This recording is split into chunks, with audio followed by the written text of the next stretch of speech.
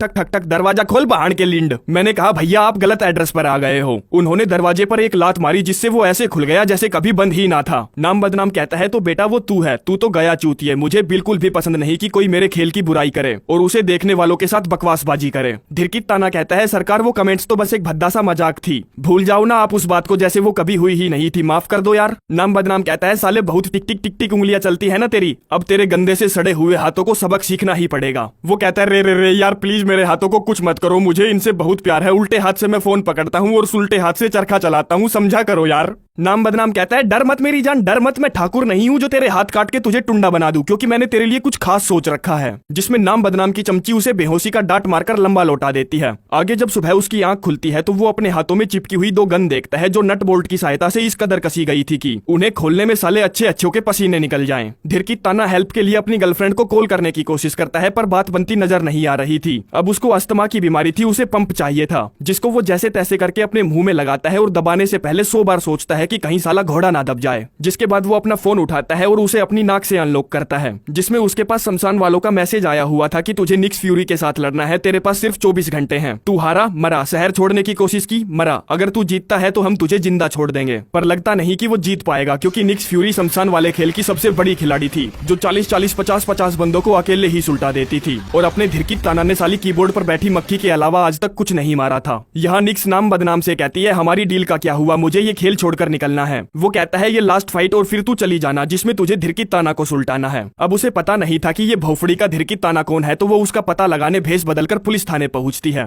जहां उसे पता चलता है कि उसका कोई क्रिमिनल रिकॉर्ड नहीं है, वो एक शरीफ बंदा है। यहाँ अपने खिलाड़ी को जोर की सुसु लगी थी तो वो एक बार टॉयलेट सीट को देखता है और फिर अपनी बंदूक को देखता है, जिसके बाद वो कपकपाते हाथों से झाटों में से अपनी लुल्ली निकालकर धीरे धीरे मूतने लगता है कि कहीं हड़बड़ाहट में घोड़ा दबा तो बच्चा पैदा करने की मशीन गई। जिसके बाद वो अपने फोन को मुंह से उठाकर जैसे ही अपनी पॉकेट में डालकर बाहर निकलता है तो सामने उसे निक्स फ्यूरी दिखाई देती है जो सीधा उस पर आओ देखती है न ताओ गोलियां दागने लगती है। जिससे छुपने के लिए वो एक कोना पकड़ लेता है और कहता है देख मेरा शमशान घाट वाले खेल से कोई लेना देना नहीं है, अरे मैं तो कोई फाइटर भी नहीं हूँ, उन चूतियों ने मुझे बेहोश किया और मेरे हाथों में बंदूकें ड्रिल कर दी, प्लीज मेरी माँ मुझे बख्श दे। लेकिन वो उसकी एक नहीं सुनती क्योंकि उसे तो अपना टारगेट खत्म करके आजादी चाहिए थी। जिससे बचने के लिए धिरकित ताना पिछले रास्ते से भागता है, भागता तो क्या गिरता है, जो अपने सामने साक्षात यमराज को देखकर अपनी मौत के बाद का कार्यक्रम सोच रहा था। आया सपने के मां सपना, भोले आखर चोट मार गया, वे जो कदे बुलाए नहीं आए, अब साला हर कोई देखने न आवे था, किसी ने खोले मेरे होठ तो कोई झूठ मूठ में पानी पियावे था, आवे थी ट्रैक्टर की आवाज जने कोई मोल की खरीद के लाकड़ी लावे था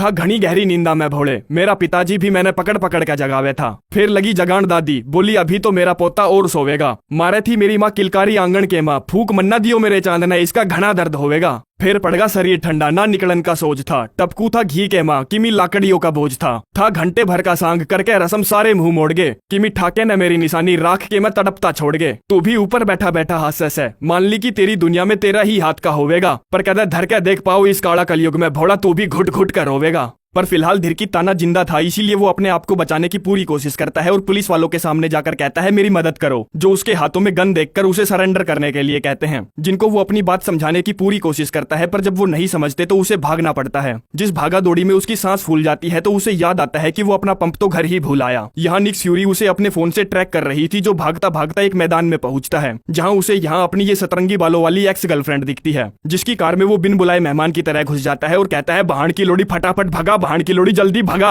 क्योंकि सामने से निक्स उसे आरपीजी से उड़ाने वाली थी पर किस्मत अच्छी होने की वजह से उसे निशाना नहीं मिल पाता। अब उसकी फटकर 464 हुई पड़ी थी तो वो अच्छे से झूठ भी नहीं बोल पाता, जिस पर उसकी गंडवी गर्लफ्रेंड एक ही झटके में कार से उतरकर वहां से भाग जाती है, जिस वजह से अब धिरकित ताना के पास उसका कहने के लिए कोई नहीं था तो वो एक डस्टबिन में जाकर छुप जाता है। लेकिन उसे कहाँ पता था कि ड्रोन से उस पर नजर रखी जा रही है और 70 लाख से ज्यादा लोग उसे लाइव देख रहे हैं। यहाँ गंडी गर्लफ्रेंड थाने पहुंचती है जो अपने एक्स लवर के लिए मदद मांगने आई थी, पर उन पुलिस वालों को धिरकित ताना की कुछ नहीं पड़ी थी, उन्हें तो सिर्फ निक्स फ्यूरी चाहिए थी क्योंकि वो अब तक सैकड़ों बेगुनाह लोगों को मार चुकी है। वहाँ अपना बेचारा इस झंड जिंदगी से परेशान हो चुका था, जो डस्टबिन से कुछ कपड़े निकालकर जब उन्हें पहनने की कोशिश करता है तो पहन नहीं पाता। तभी उसे वहाँ एक भिखारी दिखता है जो उससे कहता है आजा मेरे मुन्ने मैं पहना देता हूँ तुझे कपड़े, जिसको कपड़े पहनाने के बाद वो उसे एक हॉट डॉग खाने के लिए देता है क्योंकि धिरकित ताना को बहुत जोर की भूख लगी थी। पूछता है क्या तू मुझे अपने हाथों से खिला सकता है? भिखारी कहता है अबे लवड़े पागल है क्या, मैंने तेरे को अभी अभी कपड़े पहनाए, अब तू बोल रहा है मुझे खाना खिला, थोड़ी देर बाद बोलेगा पिछवाड़ा भी साफ माफ कर दे, जिस पर ना चाहते हुए वो अपनी बंदूक से हॉट डॉग उठाकर खाने की कोशिश करता है, लेकिन वो रिपट जाता है, जिसको वो काफी सारी कोशिशों के बाद आखिरकार उठाकर खा ही लेता है। आगे वो अपने ऑफिस जाने का फैसला करता है क्योंकि उसे लग रहा था कि उसे ट्रैक किया जा रहा है, जिस पर वो अपने दोस्त से कहता है मेरे फोन को स्कैन कर और पता लगा कि कोई मुझे ट्रैक कर रहा है या नहीं, जिसमें जैसे ही वो उसके फोन को कनेक्ट करता है उसे एक ही झटके में ट्रैकर मिल जाता है।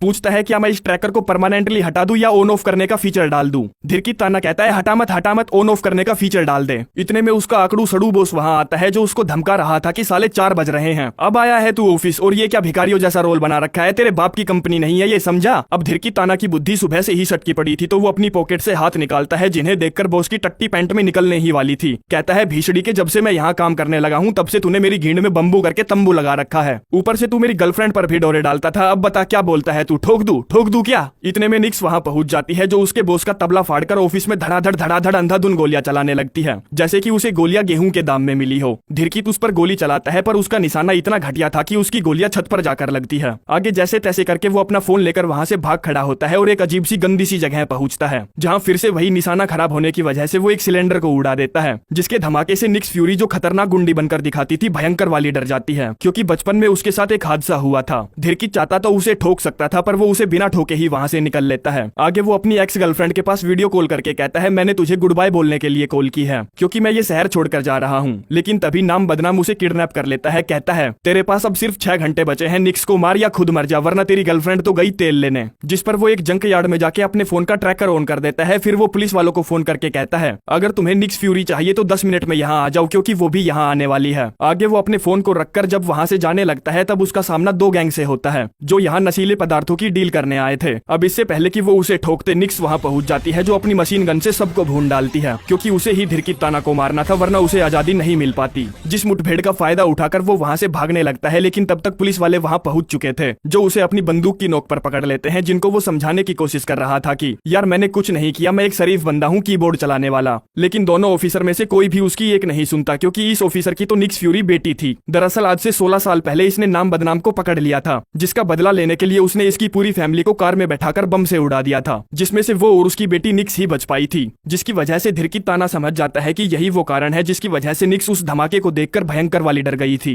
तभी दूसरा पुलिस वाला निक्स के बाप को उड़ा देता है क्योंकि वो नाम बदनाम का खबरी था जो उसको गाड़ी से बाहर निकालकर वहां से चला जाता है। धिरकी ताना मरने वाले पुलिस वाले की पॉकेट से अपना फोन निकालकर वहां से निकल लेता है और एक सुनसान जगह जाकर फिर से अपना ट्रैकर ऑन कर देता है। जहां जब निक्स फ्यूरी आती है तो वो उसको पटाने की समझाने की कोशिश करता है कि हमें नाम बदनाम को पेलना होगा वरना हम दोनों में से कोई भी जिंदा नहीं बचेगा और ये दुनिया असुरक्षित हो जाएगी। लेकिन वो उसकी एक नहीं सुनती और उसकी छाती में पहिया पीतल उतार देती है, जिससे वो वहीं लंबा लौट जाता है और निक्स फ्यूरी ये खेल जीत जाती है। पर जो भी लोग ये खेल देख रहे थे उन्हें धिरकी ताना की मौत से बिल्कुल भी अच्छा नहीं लगता, क्योंकि अब तक सिर्फ वो अकेला ही था जिसने उनको सबसे ज्यादा मजा दिलाया था, बिल्कुल टॉम एंड जेरी की तरह। एक्स गर्लफ्रेंड ये देखकर रोने लगती है और कुछ लोग उसे काले कट्टे में पैक करके वहां से उठा ले जाते हैं। जो जब उसका दाह संस्कार करने ही वाले थे तभी वो उठ खड़ा होता है और उन दोनों को टपकाकर नाम बदनाम को टपकाने निकल पड़ता है। इतने में निक्स फ्यूरी भी वहां आ जाती है, जिससे वो कहता है कमीनी मैंने तेरे से क्या कहा था कि सिर्फ 1 गोली मारी हो, तूने 6 गोली दाग दी, कम से कम मेरी 4-5 पसलियां टूट गई होंगी, जानती भी है तू कितना दर्द हो रहा है मुझे। दरअसल इन दोनों का गठबंधन उस समय हुआ था जब धिरकी ताना ने अपना ट्रैकर फिर से ऑन किया था, जिसको मारने जब निक्स वहां आई थी तो उसने उसको बता दिया था कि तेरी फैमिली को और तेरे बाप को नाम बदनाम ने मारा है। जो सच्चाई जानकर उसको गुस्सा आ जाता है तो उसे अब अपने परिवार का बदला लेना था, इसीलिए वो धिरकी ताना को नहीं ठोकती और उसे एक बुलेट प्रूफ जैकेट पहनाती है ताकि सबको ये लगे कि धिरकी ताना निकल लिया और वो आसानी से नाम बदनाम के अड्डे पर पहुंच जाएं।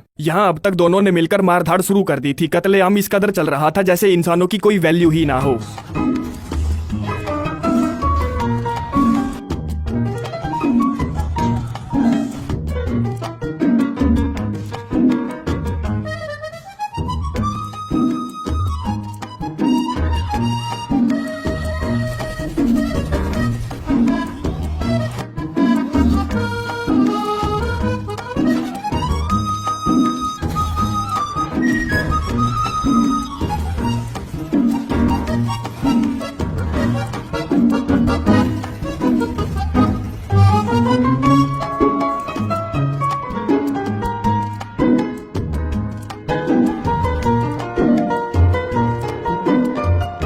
अब इस हमले में निक फ्यूरी मर चुकी थी, इसीलिए धिरकी ताना को अकेले ही अपनी गर्लफ्रेंड को बचाने जाना था, जिसको नाम बदनाम किडनैप करके हेलीकॉप्टर में बैठकर वहां से निकलने की तैयारी कर रहा था। कहता है साले तू कीड़ा मकोड़ा था, आज देख तुझे करोड़ लोग से भी ज्यादा लोग लाइव देख रहे हैं, मेरे बिना तू कुछ नहीं था, मैंने तुझे बनाया है और तू मुझे ही मारने चला आया। धिरकी ताना कहता है भाड़ में जा कुतिया के बच्चे, तूने सिर्फ मेरे हाथ खराब किए और मुझे गुनहगार बना दिया। जो बोलकर वो अपनी बंदूक की आखिरी बची गोली दागता है, लेकिन साले का निशाना इतना खराब था कि गोली उससे 7 गज की दूरी पर जाकर लगती है। आगे अब बारी थी नाम बदनाम की, जो एक के बाद एक उस पर 3-4 गोलियां दाग देता है, लेकिन वो नहीं रुकता और उसे धक्का मार के छत से नीचे लटका देता है। कहता है मुझे मारने से कुछ नहीं होगा, मेरे जैसे लोग इस दुनिया में भरे पड़े हैं। धिरकी ताना कहता है पहले तू तो निकल, बाकी लोगों को भी मैं देख लूंगा, और उसे नीचे गिरा देता है और हमसे कहता है तुम लोगों को लग रहा होगा कि मेरी सतरंगी गर्लफ्रेंड मुझे दौड़कर गले से लगाएगी, हॉस्पिटल ले जाएगी, सुबह से शाम तक मेरे ठीक होने का इंतजार करेगी क्योंकि मैंने उसकी जान जो बचाई है। पर ना ना ना ना ना ना ना ना ना, कुतिया मेरी ऐसी हालत देखकर मुझसे डरी हुई थी, मुझसे दूर भाग रही थी। कुछ महीनों बाद मैं टकाटक मस्त वाला ठीक हो गया था, पर जैसा कि नाम बदनाम ने कहा था, शमशान घाट वाला खेल खत्म नहीं हुआ था, बल्कि वो पूरी दुनिया में फैल गया था, जिसका मतलब ये था कि मेरे पास करने के लिए अभी भी बहुत कुछ बाकी था, क्योंकि किसी को तो उन्हें रोकना ही